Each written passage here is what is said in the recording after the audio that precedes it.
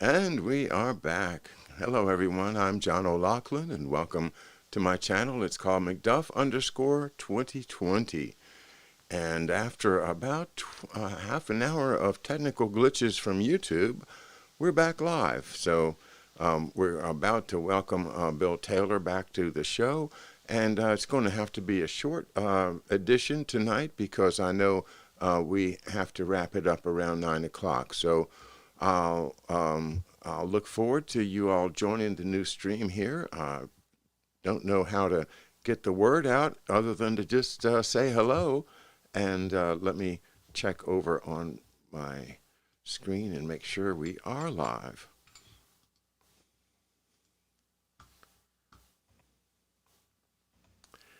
Well, I'm so glad we were able to get the show going tonight finally, because it's been I think at least a month since I've been able to talk to my friend Bill Taylor up in New Jersey, keeping an eye on Governor Murphy and all of the New Jersey characters. So, hey, we've got 10 people here, and all right, let's.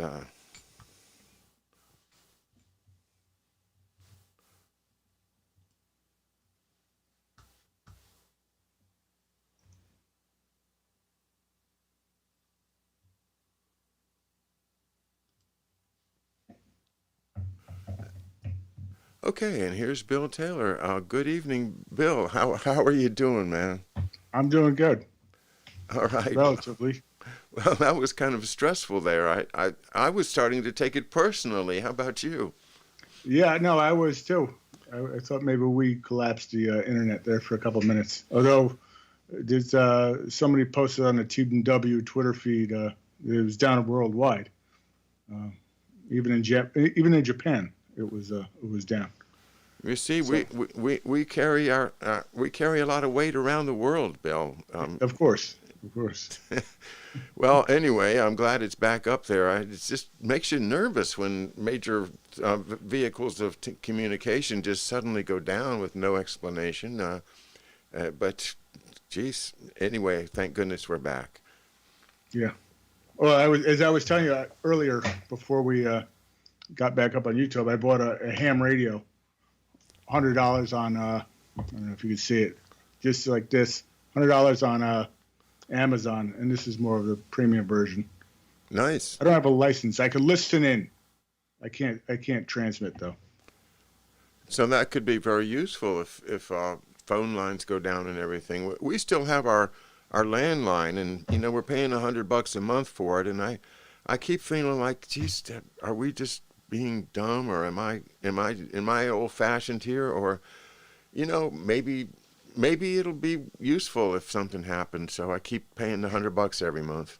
Yeah, that's what I figured when I spent $100 on the ham radio. Although it's pretty difficult to program. Oh, once you get the hang of it, it's not difficult, but a little bit of a learning curve. And Hmm.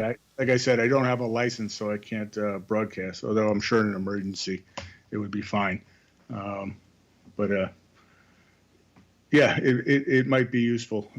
Hopefully it won't be needed though at any point. Um, Yeah. Well, we just have to um, be patient, be calm right now, and keep supporting the president. That's what I plan to do. Um, well, what's been going on with you? I know you've got some new articles up at your blog. sure. The past month has actually been is a little difficult to concentrate on anything too historical with all the sort of the minute by minute updates. But the uh, our governor here in New Jersey, Governor Phil Murphy, continues uh, to to say some interesting things. And the deeper you look at Phil Murphy, a relatively pedestrian knucklehead, as he calls some people, um, he you kind of see how the how sort of this cabal adds new members. As we were saying earlier, the if you go back to the sort of the at least the 20th century, you come up with names like Rockefeller and Rothschild and maybe the Walkers and the Bushes and the Dulls. But you can't rely on all those family names to keep the cabal going. So you have to initiate new members along the way. And Phil Murphy looks like he might be one of those new initiate types. Comes from a relatively middle-class background in the Boston area, and he joined Goldman Sachs, I believe, at about the age of 23, which is always impressive. He had good grades in school, went to Ivy League school. I think he went to Harvard. It's not the easiest company to get your foot in the door. But what you do is, once you do have your foot in the door, you still have to distinguish yourself to make a lot of money. And somewhere along the line, he managed to distinguish himself. And when I say distinguish yourself, have a career at Goldman Sachs. Unless you're really, really smart, they're always, as sort of you grow into leadership positions, the number of positions fill out as you get older and more experienced in your career. So once you're at the top of the pyramid, there's really only a small number of people. And then your smarter colleagues who had maybe started with you when you're right out of college, they go on to other things with their Goldman Sachs resume. They're always employable at a hedge fund or a mutual fund or some giant pension or, some big investment bank like Morgan Stanley. The competitors are always highly sought after. But Phil, to stay, I think 23 years at Goldman Sachs, must have made an impression. He must have done some good deals for some people who mattered. He spent a decent amount of time in the Far East, I believe on the Hong Kong desk in Singapore. He actually wound up heading their asset management department, which by now I would say has a couple $100 billion under management. And if it was $50 billion at the time of his tenure, I wouldn't be surprised. So, basically being in charge of $50 billion, you're writing your own ticket for the rest of your life. You've made a lot of money. But with that, as I said, he doesn't necessarily come from a prestigious family. It's not like he was lifted up by his father's friends or pedigree. But it may be, the clue that I think that might be interesting and where it becomes relevant to today and to why he's such a knucklehead himself is that he was asked to join a club, was allowed to stay in a club, and now does their bidding with their lockdowns and silly diktats and election cheating and you name it. This is one of the 5 or 6 states that is still COVID crazy, even though nobody actually has COVID. We're going into more lockdown modes this week, actually, with closing of restaurants earlier, closing of gyms. But Phil Murphy's wife, I think, might be the connection to the cabal. And this is where we're going to get into a lot of speculation, but with the research help, maybe we could figure this out, and it might be worth figuring out. Tammy Snyder Murphy also worked at Goldman Sachs. That's where they met. Her family is maybe a little bit more higher up on a ladder. She would have been upper class certainly when she was growing up. Her father owned a string of car dealerships in the Norfolk, Virginia area. He started in the 1960s, and I believe that they have 14 still left under the checkerboard dealership name in and around Norfolk and Virginia Beach area. So the father, Tammy Murphy's father, Edward Brown Snyder, his father owned a department store in downtown Norfolk, Virginia, for a number of years, and by the 1960s, it's probably just the business got old. I think the grandfather passed away, so Tammy's father and her uncle got into some other businesses. The father, as I mentioned, started this checkerboard dealership about 1965, and the uncle shortly thereafter started a business supplying retail goods to PX. PX is exchanges all over the country and all over the world. So I guess the other word for it is a canteen. If you're a soldier and you want to go buy a six-pack of Coke, you go to the canteen. And of course, in the United States, you could pretty much buy anything you would at a canteen, that a Walmart would carry. They're big retail type establishments, and they get nice discounts because it's the clientele are mostly servicemen. So he's the uncle and the father have since passed away, but the Snyders are still running these PX exchanges. They don't necessarily own them directly, but they are the ones responsible for finding new products for the exchanges, logistics, distribution, introductions. If somebody comes up with a new Samsung phone or something like that, they'll make sure that Samsung gets gets it placed in a store, or it could be just a new manufacturer of toilet paper for all that matters. They'll be the contact between the manufacturer and the actual Army or Navy or Air Force commandant in charge of running the exchanges. I don't know exactly how they collect a fee, but I'm sure they get a cut of something there. So you have Murphy's. This is late 1965 and 1970. You have one brother's running these PX exchanges. The other brother's running a string of car dealerships in Norfolk. And I was doing some other research on Norfolk in general, and what I keep running into. I run into two different things. The first thing I run into more than once is the container shipping industry.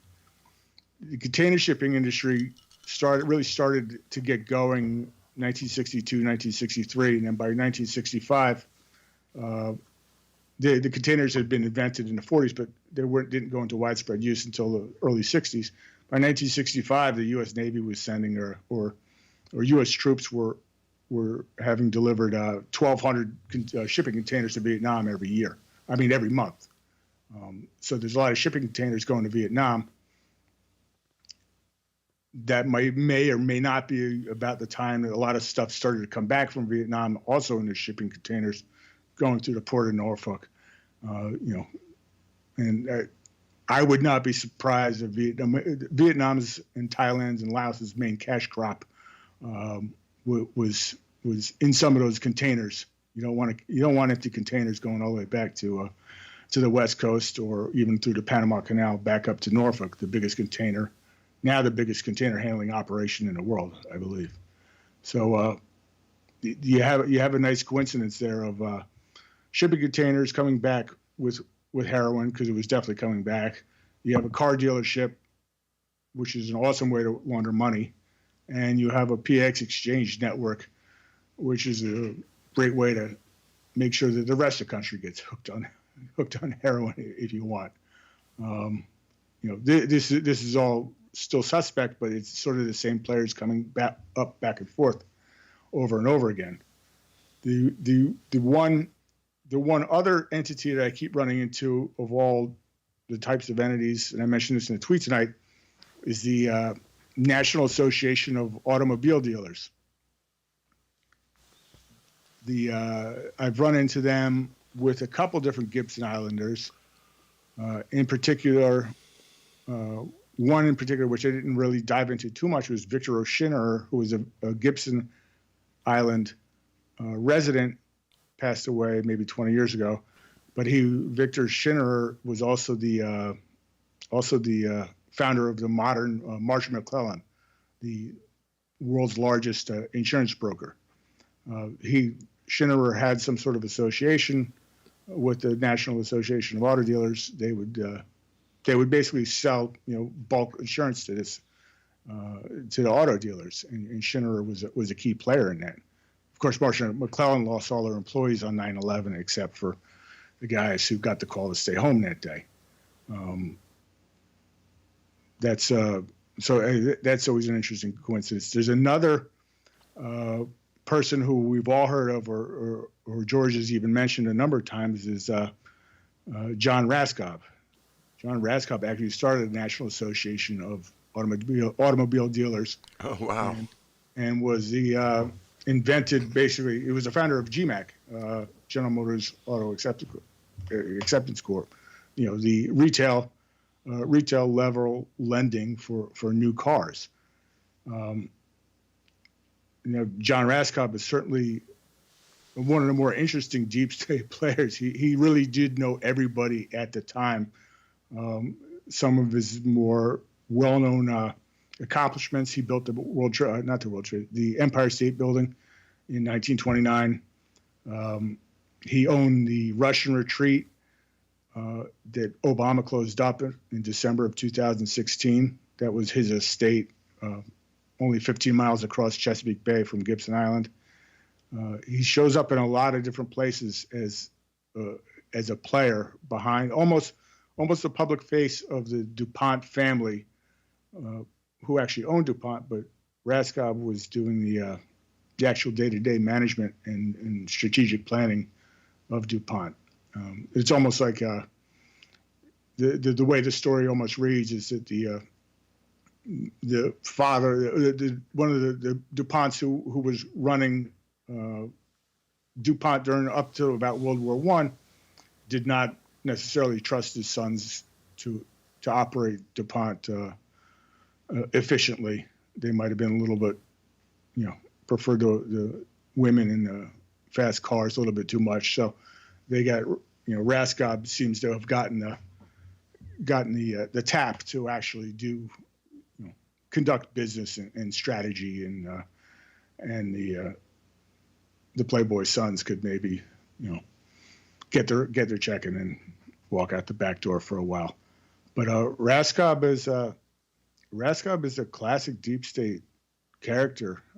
He was the front for the Liberty Lobby, or maybe the Liberty League in the 1930s, which was accused of plotting to overthrow the FDR's administration. And it's always believed that the DuPonts really were the men behind that, with Raskob as the face. But it's just interesting to find this guy, the founder of, just bring it back to Murphy, the founder of the Automobile Association Dealers of America. Murphy's father-in-law was a chartered member of that organization, and you almost wonder if at some point they didn't figure out over the development of the early days of the automobile that this is a good way to move cash around without anybody figuring out where it came from. Because I know car dealerships are still, you can still type in car dealership laundromat, money laundering, and you will find some car dealership is accused of money laundering somewhere in the country. It's they still do it today. It's a good way to hide funds. So that's I think that's Phil Murphy's contribution, is that he married into a deep state family, or a family with deep state connections.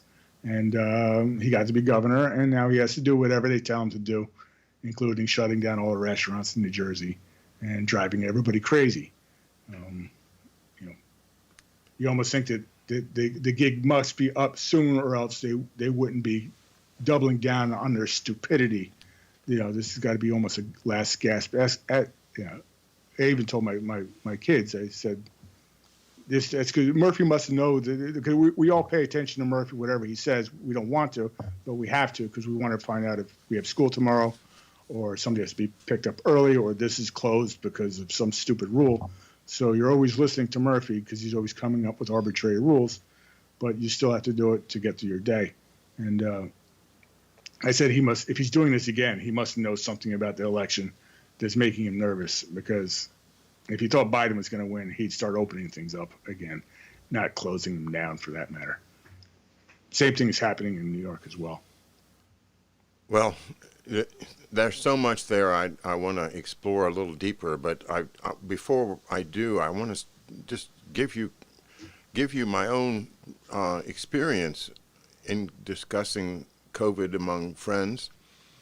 And I posted on my social media about 2 weeks ago that in 9 months into this crisis, I still haven't met a single person that had COVID.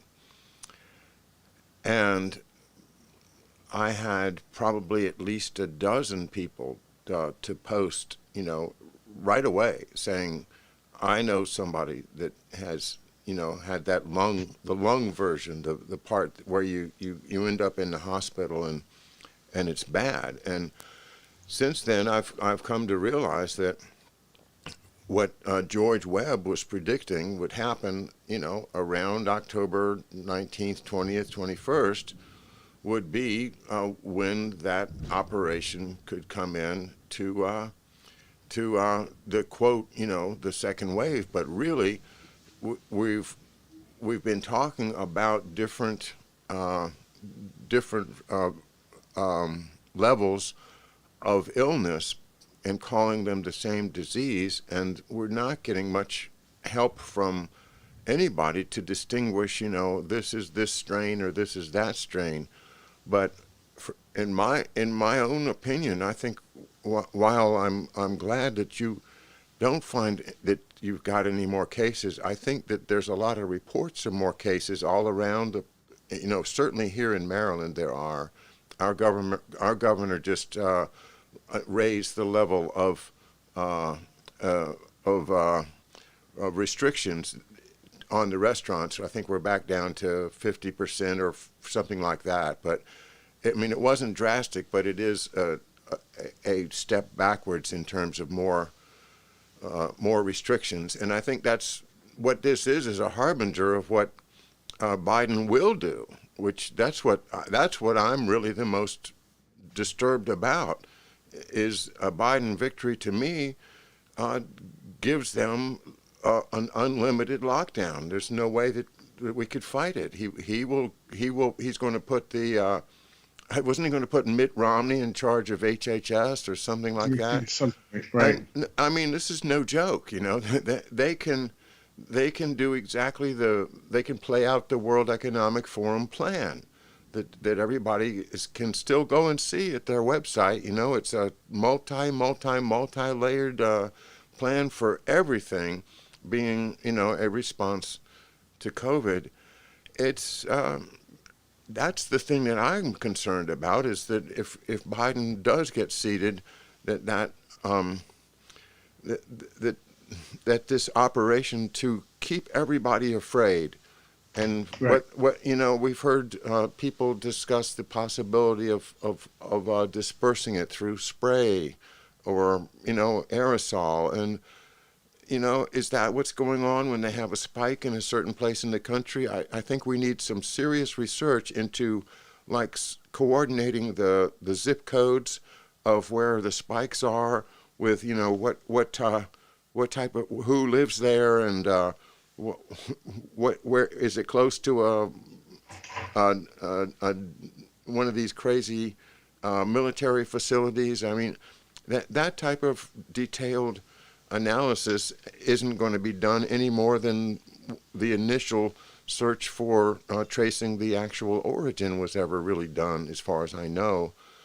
So it's just a whole lot of unknowns that cause me to just say, from my point of view, I am not at all satisfied that we're through this. So that's my point of view on it. I respect everybody, because, gosh, we don't seem to be getting a straight answer from anyone. No, I agree. Although I would say with this wave, it's the definition of what a case has changed since the first wave. It's now testing positive is a case, but in the entire history of medicine, a case of a disease meant you had a symptom, you were tested for a particular disease, and if you either had the flu or you had a common cold, you have a case of the flu. Mm-hmm. You're displaying flu symptoms, but it could be a common cold. We'll test you. Well, you tested positive for a flu. We'll put you in the flu column. But now it's just you show up and you just a random test without any symptoms. Now that's called a case. It's really if you test, somebody described, if you test too thoroughly, there's a number of spins or something on some sort of centrifuge or accelerator that filters out the viruses. You're almost always going to test positive for something, for some virus, because you've gotten to you've found the 5 parts per billion that you were looking for, but you really should have only been looking for 500 parts per billion. Everybody has 5 parts per billion. You're not sick though unless you have at least 500 parts per billion or whatever it is. It's the tests are messed up. And now you can claim that we have more cases, we should shut this down, whether anybody's actually sick or not. Well, anyway, let's get back to Murphy for a minute. You described this guy as sounds like a character out of this book, Real Lace by Stephen Birmingham. It's a book that I cherish because it was in my grandfather's possession when he died. His bank statements were in here, and it's actually a loaner. It must have quite a fine on it because it comes from the Simsbury, Connecticut Public Library. but what I cherish about it is I've had this for years, but I learned about this book from Mae Brussel, who referred to it as the source for understanding how these Catholic immigrants were raised up from nothing to become these billionaires, of the time, millionaires. But, like the Cudahy's and the Doheny's and the McLeans and others. And you can see the pattern of them just being used so that they are what Professor Hamamoto has identified in his great book, Servitors, the Servitors of Empire. And that sounds just like exactly the pattern is that, and it also reminds me of our Maryland governor, who's another Irish heritage, Hogan. And Governor Hogan is married to a Korean lady who has connections to those cults that George Webb has so well identified. So, another case of the idea of real lace. In other words, we don't want to be those shanty Irish. We want to be lace curtain Irish. Right. Huh. Yeah, that sounds exactly like Murphy. Yeah, I want to be upwardly mobile. Well, that really is what happened to my dad too, because there he is in a fairly large, well-established Irish family in Hartford, Connecticut, which is doing everything it can to blend in, to be part of, the real American, upper class. Right. But my dad did everything right. He went to the Navy, he went to Harvard, he did all the great stuff. He was a scholar as well as a great athlete. But when push came to shove, he didn't want to do it. Right. And that was what ultimately doomed him. It is that same situation where if they put you in a position where they're going to rely on you to do whatever they want you to do, you better do it. And that's the theme, I guess, we've been discussing tonight in so many different people's lives. And it's all part of what we were talking about. Folks, we had a wonderful discussion off the air while YouTube was down, so sorry that you missed that. But anyway, well, it is 9:00 now, Bill, and I know you have other stuff that you need to do tonight. But anything else you'd like to talk about before we wrap it up? You know what? Hopefully, I would just maybe emphasize whatever skill set you have. It could be applied to